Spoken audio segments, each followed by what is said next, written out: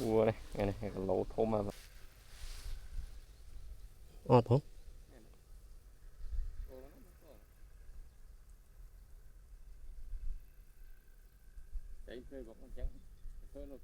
Nó bông nó cọp tùm. Đó, thì năng đấy đó.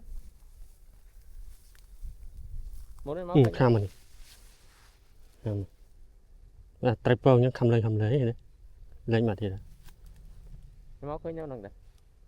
Khăm thì đấy. Trái bông. Rồi chúa đang ngon. Nuôi chó phải đã nuôi chó lấy nhảy tiệt à? Chúa lên tao. Đã nuôi chó lấy nhảy tiệt.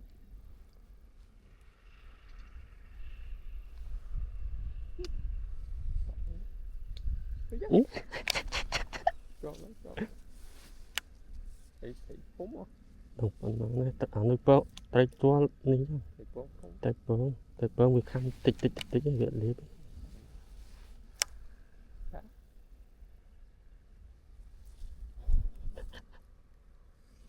Đó, tôi bắt đầu.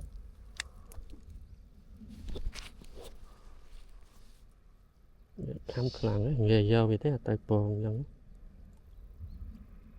Chết đấy. Chết không? Được khăm.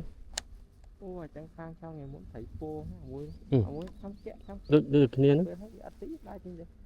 Cái thế mà thì lấy nhá. Nó dân đấy.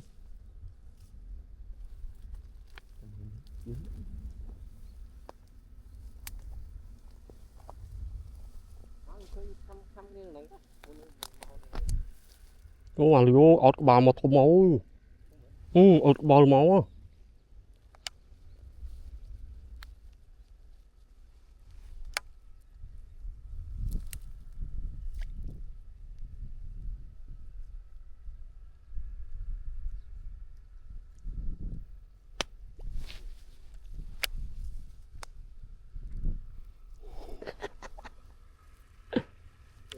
Ở đây khăm lấy tới đây.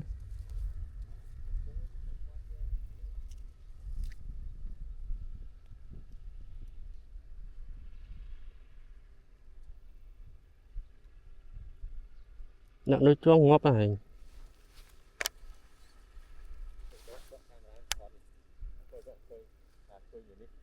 Vì người khăm quá, người rú quá. Người giao bị bán này tay trắng.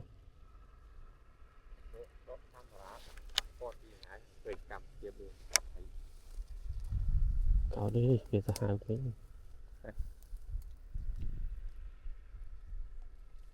Người giao cái. Giao cái miệng đó. Miệng khăm bánh này. Nhưng mà ở trong ở mà từ lâu. Không. Thì nó. Tụi bạn đấy từ nào mà tao thấy con lọc lại rồi lưu tung rồi mà bỏ vào lon tung rồi lại rồi mua vào thêm cho mình bán mình không lo lắm mình không nó bót nó nó rồi được không rửa máu à uống đúng vậy chế nào đấy cái đấy được bật cùng bọt nó nó bị ác khăn này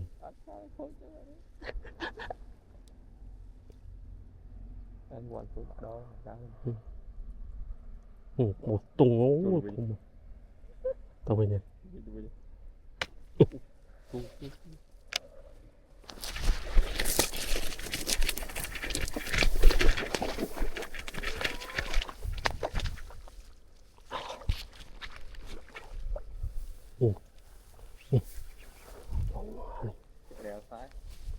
cho nó bụng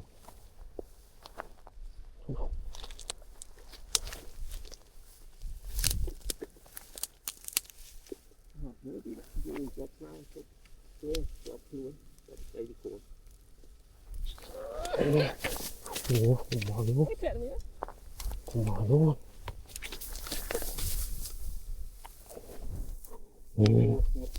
trời mà nó hồn đi chọn đó Vua này, nghe này, cái lỗ thôm mà lé với nhá, tục sụp bụi cái coi đây. Vua không phải ắt ngay không? Tục sụp bụi.